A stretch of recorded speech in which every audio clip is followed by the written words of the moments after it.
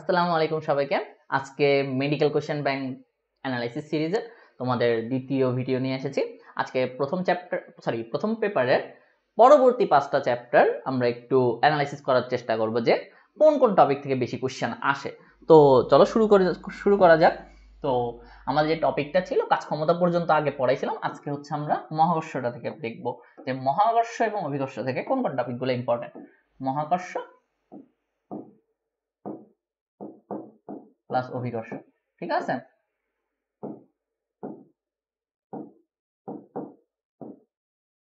তো মহাকর্ষ এবং অভিকর্ষ এখান থেকে সব থেকে বেশি ইম্পর্টেন্ট যেটা আসে সেটা হচ্ছে মুক্তিবেগ, ঠিক আছে।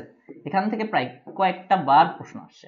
তো মুক্তিবেগের যে কনসেপ্ট গুলো আছে সেগুলো অনেক বেশি ইম্পর্টেন্ট এখানে, যে v is equal to root over 2gr most probably, ঠিক আছে। তো এই ফর্মুলাটা মুক্তিবেগের অনেক বেশি ইম্পর্টেন্ট। দেন হচ্ছে আমাদের এই চ্যাপ্টারে যতগুলা ডিগ্রি আছে, মানে হচ্ছে অক্ষাংশ, মানে যতগুলা অক্ষাংশর ভ্যালু দেওয়া আছে, যতগুলা অক্ষাংশের মান দেওয়া আছে ওগুলা সবগুলাই ইম্পর্টেন্ট, ঠিক আছে। কারণ দেখছি যে কয়েকটা অক্ষাংশের মান দিয়ে দিছে, মানে চাইছে আর কি কোশ্চেনে, তো এই অক্ষাংশগুলো ইম্পর্টেন্ট। তারপরে হচ্ছে এখান থেকে হচ্ছে আমাদের ক্যাপলার সূত্রটা, ক্যাপলারের 3টা সূত্র একটু দেখবা, যে এগুলা তো তোমরা জানোই, ক্যাপলারের সূত্র থেকে আসে বেসিক্যালি। তো এই 3টা অনেক বেশি ইম্পর্টেন্ট। আর অন ডিফল্ট হিসেবে তোমাদের জন্য তো একক এবং মাত্রা থাকে, ঠিক আছে। এখানে কি হচ্ছে, ডিফল্ট হিসেবে একক এবং মাত্রা তো থাকবেই, ঠিক আছে, একক প্লাস মাত্রা, ঠিক আছে। তো এই 3টা তো, মানে আমি তোমাদের যদি ইম্পর্টেন্সের দিক থেকে বলি, মুক্তিবেগটা অনেক বেশি ইম্পর্টেন্ট, কারণ মুক্তিবেগ থেকে বেশি আসতে দেখা গেছে। তারপর অক্ষাংশের মানগুলো সেকেন্ড হাইয়েস্ট, ক্যাপলারের সূত্রটা থার্ড, এবং একক মাত্রা হচ্ছে সাজেশন হিসেবে থাকবে, ঠিক আছে। আর যদি এক্সট্রা কিছু মানে আরেকটু ইম্পর্টেন্স দিতে চাও তাহলে বল, ঠিক আছে, মানে হচ্ছে এই ফর্মুলাটা g is equal to m1 m2 by হচ্ছে d স্কয়ার, এই ফর্মুলাটা একটু ভালোভাবে পড়বা। এখন এই ফর্মুলাতে কি কি পড়বা, মানে হচ্ছে ধরো যে এটার মান যদি দ্বিগুণ করি, বলের মান দ্বিগুণ করলে এটার মান কিরকম হবে, আমি যদি দূরত্ব 4 গুণ করি তাহলে এটার মান কিরকম হবে, এইটার হচ্ছে জি এর একক, মাত্রা, ঠিক আছে। এই যে জিনিসগুলো আছে এগুলো ইম্পর্টেন্ট। তারপর হচ্ছে এফ এর মান, এফ সমানুপাতিক হচ্ছে এম, এই যে রেশিও গুলো আছে। তারপর হচ্ছে এফ ব্যস্তানুপাতিক ডি স্কয়ার। তো এই যে জিনিসগুলো আছে এগুলো একটু দেখবা, ঠিক আছে। তো আলটিমেটলি দেখো কতটা গুছানো হয়ে যায় জিনিসগুলো যদি আমরা একটু অ্যানালাইসিস করি, যে আমরা যদি চ্যাপ্টারটা পড়তে চাই আমরা তো অবশ্যই সবগুলো পড়বো, কিন্তু কোন জায়গাটাতে আমাকে একটু রিভিশনটা খুব গুরুত্ব সহকারে এবং একটু ইম্পর্টেন্সের সাথে দিতে হবে। যেমন হচ্ছে আমি যখন মুক্তিবেগ পড়বো তখন হচ্ছে মুক্তিবেগের ইন ডিটেলস পড়বো, অক্ষাংশের মানগুলো আমি একটু নোট করে রাখবো, আচ্ছা অক্ষাংশের মান থেকে আমি তো তোমাদেরকে বলেই দিলাম, তোমাদের এটা খোঁজা লাগলো, বইয়ে যতগুলো অক্ষাংশ আছে এগুলো একটু দেখবা যে এই অক্ষাংশের মান কত হয়। তো ওই টাইপের জিনিসগুলো। তারপর ক্যাপলারের সূত্র 3টা, যে প্রথম সূত্রটা কিসের, দ্বিতীয় সূত্রটা কিসের, তৃতীয় সূত্রটা পর্যায়কালের ছিল, তারপর দ্বিতীয়টা মনে হয় ক্ষেত্রফলের ছিল। তো এইভাবে এই 3টা সূত্র ইম্পর্টেন্ট। তারপর একক এবং মাত্রা, যেমন হচ্ছে বল, তো এই বলের জি এর একক এবং মাত্রাটা ইম্পর্টেন্ট, আসতেই পারে। তারপর হচ্ছে এইটার রেশিওটা, কারণ এখান দিয়ে ম্যাথ দিতে পারে যে বল যদি আমি 4 গুণ করি দূরত্বটা কিরকম হবে। তো এই টাইপের যে জিনিসগুলো আসে, ঠিক আছে।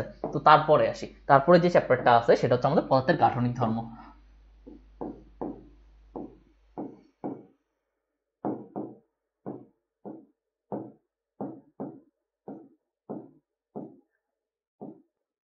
পদার্থের গাঠনিক ধর্ম, ঠিক আছে। পদার্থের গাঠনিক ধর্ম থেকে কি কি কোশ্চেন আসে, এখান থেকে হচ্ছে সব থেকে বেশি আসে হচ্ছে, এখান থেকে ম্যাথ আসে না বলাই যায়। এই চ্যাপ্টার থেকে আমার সব থেকে বেশি ইম্পর্টেন্ট হচ্ছে থিওরিগুলো। এখন হচ্ছে কোন থিওরিগুলো সব থেকে বেশি ইম্পর্টেন্ট, তাই না? এটাই তো, আমি যদি থিওরি লিখে দিই তাহলে তো হবে না। তো আমরা যদি একটু থিওরিগুলো দেখতে চাই, এই চ্যাপ্টারের যতগুলো অ্যাঙ্গেল আছে, ঠিক আছে, যে আমার ওই তো কাঁচ এবং পানির মধ্যকার স্পর্শকোণের অ্যাঙ্গেল, তো অ্যাঙ্গেলগুলো ইম্পর্টেন্ট, যে কত অ্যাঙ্গেল আছে 100। তারপর হচ্ছে আসঞ্জন বল, তারপর হচ্ছে সংশক্তি বলের ক্ষেত্রে ওই দুইটা বল কি, ওই দুইটা বলের উদাহরণ, আসঞ্জন আসঞ্জন বা সংশক্তি বল যেটা আছে, এটা হচ্ছে আসে নাই কিন্তু আসতে পারে, সেজন্য হচ্ছে সাজেশন, ঠিক আছে। এটা হচ্ছে সাজেশন, কিন্তু এটা হচ্ছে অ্যাঙ্গেলটা থেকে আসে, ঠিক আছে। তো অ্যাঙ্গেলটা ইম্পর্টেন্ট। তারপরে আসে হচ্ছে পৃষ্ঠটানের যে প্রভাবগুলো আছে, যে কোন বিষয়ের কারণে পৃষ্ঠটানের উপর কি ধরনের প্রভাব পড়ে, পৃষ্ঠটানের উপর যে প্রভাবগুলো আছে সেগুলা, এটা অনেক বেশি ইম্পর্টেন্ট, পৃষ্ঠটানের উপর প্রভাব, ঠিক আছে, এটা অনেক বেশি ইম্পর্টেন্ট, এটার থেকে কয়েকবার আসছে, ঠিক আছে, এটা অনেক বেশি ইম্পর্টেন্ট, ঠিক আছে। তো এই যে জিনিসটা, এটা একটু দেখবা। আর হচ্ছে, ও হ্যাঁ, আরেকটা হচ্ছে পৃষ্ঠটানের উপর প্রভাব, আর আরেকটা হচ্ছে তোমার হচ্ছে ইয়ার উপর প্রভাব, কি বলে, সান্দ্রতার উপর প্রভাব, ঠিক আছে, সান্দ্রতার উপর প্রভাব, ঠিক আছে। তো এই যে জিনিসগুলো আছে, এরিয়া মার্ক গুলো করলাম, এই এরিয়াগুলো অনেক বেশি ভালো করে দেখবা, দেখবা যে এগুলো থেকে কমন পড়ে যেতে পারে, ঠিক আছে। তো সান্দ্রতার উপর প্রভাব দেখবা, পৃষ্ঠটানের উপর প্রভাব আছে, তারপর আসঞ্জন এবং সংশক্তি বলের যে সাজেশনটা বললাম, যে এই বল দুইটার থেকে আসতে পারে, যে একটা উদাহরণ দিল যে এই দুইটার মধ্যে কোন বলটা কাজ করতেছে, আসঞ্জন না সংশক্তি, তো এই টাইপের কোশ্চেন আসতে পারে। তারপর অ্যাঙ্গেল যেগুলো আছে এগুলো তো মুখস্থ বিদ্যা, তো বইয়ে যতগুলো অ্যাঙ্গেল দেখবা সে অ্যাঙ্গেলগুলো মুখস্থ করবা। তারপরে আরেকটা যেটা আছে সেটা হচ্ছে আমাদের স্থিতিস্থাপকতা। এখন স্থিতিস্থাপকতার ম্যাথগুলো থেকে কি কি পড়বে, স্থিতিস্থাপকতার ক্ষেত্রে জাস্ট হচ্ছে ওই কাকে বলে দেখবা, তারপর ইয়ং এর গুণাঙ্কগুলো দেখবা, ইয়ং এর গুণাঙ্ক, এটার এক মাত্রা দেখবা, দ্যাটস ইট, মাত্রা একক যাই আছে এগুলো দেখবে, এগুলো থেকে ম্যাথ আসবে না। স্থিতিস্থাপকতা থেকে যেহেতু দেখছো যে এগুলো ক্যালকুলেটর ছাড়া ম্যাথগুলো করা যায় না, তো ওই ক্ষেত্রে তোমার কি আসবে, ওগুলোতে ম্যাথ আসবে না। কিন্তু আসলে যেটা বেশি আসতে পারে সেটা হচ্ছে ওই রেশিওগুলো, যে আমি যদি বল দ্বিগুণ করি ইয়ং এর গুণাঙ্কের কি কোনো প্রভাব হবে না, ইয়ং এর গুণাঙ্ক তো বস্তুর উপর নির্ভর করে, তো এই টাইপের যে জিনিসগুলো, ঠিক আছে। তো আশা করি যে এই চ্যাপ্টার থেকে আর কিছু আছে কি, আমি একটু দেখি, দাঁড়াও, এই চ্যাপ্টারে আর কি কি আছে, এই চ্যাপ্টারে আর কিছু আমরা দেখতেছি না, তো তারপরে চ্যাপ্টারে যাই, ঠিক আছে। তারপরে সবথেকে বেশি ইম্পর্টেন্ট একটা চ্যাপ্টার, কিন্তু ওই চ্যাপ্টারের এরিয়া মার্কটা খুব সোজা, তো আমি তোমাদেরকে বলি যে আমরা কোন চ্যাপ্টারের কথা বলতেছি, সেটা হলো আমাদের পর্যায়বৃত্ত গতি, ঠিক আছে। তো পর্যায়বৃত্ত গতি থেকে কি আসে দেখি,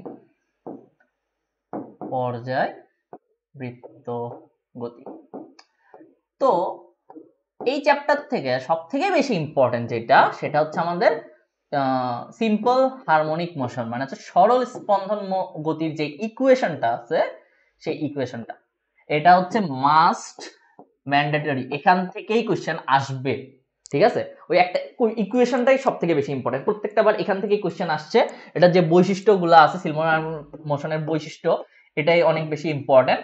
কারণ দেখো সিম্পল হারমোনিক মোশনটা ইকুয়েশনটা কি, D X D square X DT square plus হচ্ছে omega square X is equal to 0। তো এই ইকুয়েশনটার সাথেই আমার হচ্ছে সব থেকে বেশি ইম্পর্টেন্ট, এখান থেকে আমার ওমেগা বের করতে বলতে পারে, এখান থেকে আমার এফ বের করতে বলতে পারে, এখান থেকে টি বের করতে বলতে পারে। এখন এখান থেকে আসলে কি, আমি তোমাদেরকে এখান থেকে একটা এক্সাম্পল দেখাই দিই যে কিভাবে আসতে পারে। সাপোজ তোমাকে বললো যে 4d স্কোয়ার এক্স বা হচ্ছে ডিটি স্কোয়ার প্লাস হচ্ছে 16 এক্স ইকুয়াল টু 0, এখান থেকে তোমাকে বের করতে বললো যে টি ইজ ইকুয়াল টু হোয়াট, তাহলে তুমি তো কনফিউজ হয়ে যাবা। এখন তোমার এই ইকুয়েশনটা মনে থাকলেও আচ্ছা, এখান থেকে তো আমি ওমেগা থেকে এফ বের করতে পারবো, এফ থেকে টি। এখন কথা হচ্ছে এখান থেকে কিভাবে যেতে হবে, এখানে তুমি যদি এই ইকুয়েশন থাকে, এখানে যে আগে দেখো আমার স্ট্যান্ডার্ড ইকুয়েশন আগে কিন্তু কোনো সহগ নেই, কিন্তু এখানে একটা সহগ আছে, তো আমাকে এই সহগটাকে আগে ক্যান্সেল করতে হবে, তাহলে আমার স্ট্যান্ডার্ড ইকুয়েশন কি দাঁড়ায়, আমার স্ট্যান্ডার্ড ইকুয়েশন দাঁড়ায় হচ্ছে এটা, ওমেগা স্কোয়ার এক্স তারপরে হচ্ছে টি। তার মানে হচ্ছে আমার এখানে যে এটা আছে সেটাকে আমার 4 দিয়ে ভাগ করে নিতে হবে, ঠিক আছে। তো 4 দিয়ে ভাগ করে নিলে আমার এখানে কি আসে দেখো, 4 দিয়ে যদি ভাগ করে নিই তাহলে এখানে আমার 4 আসে, তার মানে omega square is equal to কি আমার 4, ওমেগা ইজ ইকুয়াল টু আমার 2, তাহলে omega is equal two 2 pi F, তাহলে আমার এফ ইজ ইকুয়াল টু কি দেখো, এফ ইজ ইকুয়াল টু আমার কি আসে ওমেগা বাই 2 বাই 2 পাই, ঠিক আছে। দেখো 2 বাই 2 পাই, তাহলে হচ্ছে 2 2 কাটা, তার মানে আমার হচ্ছে এফ ইজ ইকুয়াল টু কি আমার 1 বাই পাই, না 1 বাই পাই আসছে, কিন্তু আমার টি ইজ ইকুয়াল টু কি, আবার T is equal to 1 by F, তাহলে আমার টি ইজ ইকুয়াল টু কি আসে পাই। দেখছো একটা ইকুয়েশন, কিন্তু আমি এফ এর মান বের করতে পারি, টি এর মান বের করতে পারি, ওমেগার মান বের করতে পারি, সেই জন্য এই ইকুয়েশনটা অনেক বেশি ইম্পর্টেন্ট, এই ইকুয়েশনটা থেকে কোশ্চেন আসবে, ঠিক আছে। তারপর এই একটা ইকুয়েশন তো দেখাইলাম, তাই না। তারপরে আসি যে আচ্ছা এখানে একটু নিচে চলে যায়, তোমাদের পরে যে স্লাইড দেওয়া লাগে বিপদে পড়ে যাব। তারপরে আসি এই ইকুয়েশন, তারপর হচ্ছে আমাদের এক্স এর যেই স্ট্যান্ডার্ড, মানে এক্স ইজ ইকুয়াল টু আমার কি ফর্মুলা, এ সাইন ওমেগা টি, তাই না, এই ফর্মুলা এটা। তারপর আরেকটা যদি থাকে, আরেকটা ধরো যে x1 এটা x2, তাহলে এখানে কি a cos থিটা যদি থাকে a cos ওমেগা টি, তাই না, তাহলে এই দুইটার মধ্যে আমার দশা পার্থক্য কত? π/2। এই কোশ্চেনটাও ইম্পর্টেন্ট, ঠিক আছে। তারপরে আসি, এটাকে যদি আমি ভি করি তাহলে ভি এর মান কত আসবে? দেখো আমি যদি ডিফারেন্সিয়েশন করি, কারণ কি ভি ইজ ইকুয়াল টু কি আমার dx/dt না, তাহলে ডিফারেন্সিয়েশন করতে হবে আমার, তাহলে ওমেগা এ কস মাইনাস আসবে অবশ্যই, কারণ আচ্ছা মাইনাস আসবে না, সরি, কস ওমেগা টি, ঠিক আছে। তো এটা কিন্তু আমি যদি ম্যাক্স করি তাহলে এটার ম্যাক্স কত কত ডিগ্রিতে? 0 ডিগ্রিতে না, তাহলে ভি ম্যাক্স হবে হচ্ছে আমার ওমেগা এ, ঠিক আছে। তারপর যদি ত্বরণ বের করতে চাই আমার হচ্ছে মাইনাস ওমেগা স্কোয়ার এ, ঠিক আছে। এটা হচ্ছে আমার এ ম্যাক্স, কিন্তু যদি নর্মাল এ চাই তাহলে হচ্ছে আমার ওমেগা স্কোয়ার এ সাইন, সরি মাইনাস আসবে সাইন ওমেগা টি, ঠিক আছে। এটা আমার এ। তাহলে আমরা এই যে জিনিসগুলো এগুলো আছে, তারপর হচ্ছে আমাদের মোট শক্তি, তারপর হচ্ছে শক্তি, ঠিক আছে। এখান এই ইকুয়েশন থেকে কিন্তু আমার শক্তি আছে, তাহলে আমার ই ইজ ইকুয়াল টু কি হাফ এম ওমেগা হাফ কে এ স্কোয়ার মনে হয়, ঠিক আছে। মোট সম্ভবত আমার হাফ কে এ স্কোয়ার, এটা হচ্ছে আমার টোটাল, ঠিক আছে। এটা হচ্ছে আমার টোটাল। তো এখান থেকে আমার বিভব শক্তি টা বের করতে হবে, তারপর হচ্ছে আমার কি গতি শক্তিটা বের করতে হবে। আমার গতি শক্তিটা কত আসছে, মানে হাফ এম ভি স্কোয়ার। আমার যদি ম্যাক্সিমাম গতি শক্তি বলে তাহলে ওখানে আমার ভি যেটা আমরা আসছে, তো ওই ভি এর মানটা বসাই দিব, তো ওইটা দিয়ে যেটা আসে সেটাই হবে অ্যান্সার। তো এইভাবে হচ্ছে আমাদের এই তিনটা শক্তি অনেক বেশি ইম্পর্টেন্ট, ঠিক আছে। তারপরে হচ্ছে আরেকটা যে জিনিসটা, এই চ্যাপ্টারটা অনেক বেশি ইম্পর্টেন্ট, সেটা হলো আমাদের পর্যায়কাল, ঠিক আছে। 2π√L/g, এটা হচ্ছে কিসের ক্ষেত্রে? যখন আমরা দোলকের ক্ষেত্রে হিসাব করব, ঠিক আছে। যখন হচ্ছে দোলকের ক্ষেত্রে এটা, কিন্তু আমরা যখন স্প্রিং এর ক্ষেত্রে হিসাব করব, যখন হচ্ছে স্প্রিং এর ক্ষেত্রে হিসাব করব, ধরো যে একটা বল আছে, তখন হচ্ছে আমাদের কি হবে? 2 = 2π√M/k, ঠিক আছে, √M/k। তো আমাদের এই যে পর্যায়কালের যে জিনিসগুলো আছে, এই জিনিসগুলো হচ্ছে অনেক বেশি ইম্পর্টেন্ট এই চ্যাপ্টারটার জন্য, ঠিক আছে। তো তারপরে আসি, এই চ্যাপ্টারটা ভালোভাবে বুঝছো, এই যে ইকুয়েশন গুলো আছে প্রথমেই সিম্পল হারমোনিক মোশনের ওই ইকুয়েশন গুলো দেন হচ্ছে পর্যায়কাল, এটাই ইম্পর্টেন্ট, কিন্তু ওই ইকুয়েশন থেকে অনেক টাইপের কোশ্চেন হতে পারে, যেগুলো আমি দেখাই দিলাম, ঠিক আছে। তারপরে আসি, তারপরে হচ্ছে তরঙ্গ। এখন তরঙ্গ তো তোমাদের নাই, তো তরঙ্গটা থেকে তোমাদের এরিয়া মার্কটা খুব বেশি ইম্পর্টেন্ট, যে কোথায় থেকে কোশ্চেন আসে। তো তরঙ্গের ক্ষেত্রে আমার অবশ্যই থিওরিগুলো অনেক বেশি ইম্পর্টেন্ট। যেমন থিওরিগুলো এখান থেকে কি কি আসে, যেমন হচ্ছে তরঙ্গের বৈশিষ্ট্য, ঠিক আছে, বৈশিষ্ট্য। তারপর হচ্ছে আর তরঙ্গের বৈশিষ্ট্য প্লাস উদাহরণ, আর তরঙ্গ বৈশিষ্ট্য প্লাস উদাহরণ কোনগুলা হয়। তারপর হচ্ছে অগ্রগামী তরঙ্গ, অগ্রগামী তরঙ্গ বৈশিষ্ট্য প্লাস উদাহরণ। তারপরে হচ্ছে তোমাকে পড়তে হবে হচ্ছে লম্বিক তরঙ্গ, লম্বিক তরঙ্গের বৈশিষ্ট্য প্লাস উদাহরণ। এই যে জিনিসগুলো আছে এগুলো হচ্ছে অনেক বেশি ইম্পর্টেন্ট, ঠিক আছে। এই টাইপের তরঙ্গগুলো ইম্পর্টেন্ট। তারপরে আসি আর কি ইম্পর্টেন্ট তরঙ্গ থেকে, আর যদি ইম্পর্টেন্ট হয় সেগুলো হচ্ছে আমার অবশ্যই একক প্লাস মাত্রা। এইটা মানে যতগুলো রাশি আছে ওগুলোর একক প্লাস মাত্রা দেখবে, প্লাস হচ্ছে তীব্রতা, এবং ওখানে দেখবে যে বিভিন্ন ধরনের তীব্রতা লেভেল আছে, তীব্রতা লেভেল। তো এই দুইটা জিনিস অনেক বেশি ইম্পর্টেন্ট, ঠিক আছে। এইটা অনেক বেশি ইম্পর্টেন্ট আমার মেডিকেলের জন্য, কারণ এই দুইটা থেকে কোশ্চেন বারবার আসছে, গতবার 4টা কোশ্চেন আসছে, ঠিক আছে, তরঙ্গ থেকে। তো এই চ্যাপ্টারের যদি কিছু পড়া লাগে তো এগুলো ইম্পর্টেন্ট, আমার বৈশিষ্ট্যগুলা, তারপর হচ্ছে তরঙ্গের, আচ্ছা তরঙ্গের এই টাইপের বৈশিষ্ট্য, প্লাস হচ্ছে আমি এখানে প্রকারভেদ লিখে দিই, যে প্রকারভেদ, ঠিক আছে, তরঙ্গের কি কি প্রকারভেদ আছে, এগুলা থেকেই অনেক বেশি কোশ্চেন আসে। তারপরে আচ্ছা সরি, এই তো তীব্রতা এবং তীব্রতা লেভেল একক। আরেকটা যদি এখান থেকে যদি আমার ম্যাথ আসে তাহলে কোন ফর্মুলা দিয়ে আসে, খুব সিম্পল একটা ফর্মুলা দিয়েই আসে, যে ম্যাথ যদি আসে তাহলে হচ্ছে v is equal two F lambda, ঠিক আছে। তো এই যে এগুলো জিনিসগুলো আছে এগুলো থেকে তোমার ভুল করা যাবে না, ঠিক আছে। বাকি সবকিছু তো অবশ্যই পড়া লাগবে, যেমন অনুনাদ আছে, অনুনাদের যে ওই তো রেশিওগুলো ত্রয়ী যেটা, ওই ওই ফর্মুলা থেকে ম্যাথ আসছে, তো ওগুলো একটু দেখবা, ওগুলো যাতে আসলেও ভুল না করো, ঠিক আছে। তো এই টাইপের যে ফর্মুলাগুলো আছে এগুলো দেখবা।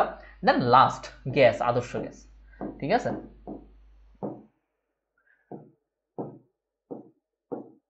আদর্শ গ্যাস, ঠিক আছে। তো আদর্শ গ্যাস থেকে আসলে কি কি ইম্পর্টেন্ট এটা আমাকে জানতে হবে না, অবশ্যই তো আদর্শ গ্যাস থেকে আসলে তেমন বেশি যে কোশ্চেনগুলো আসে সেগুলো মানে অত বেশি কঠিন হয় না।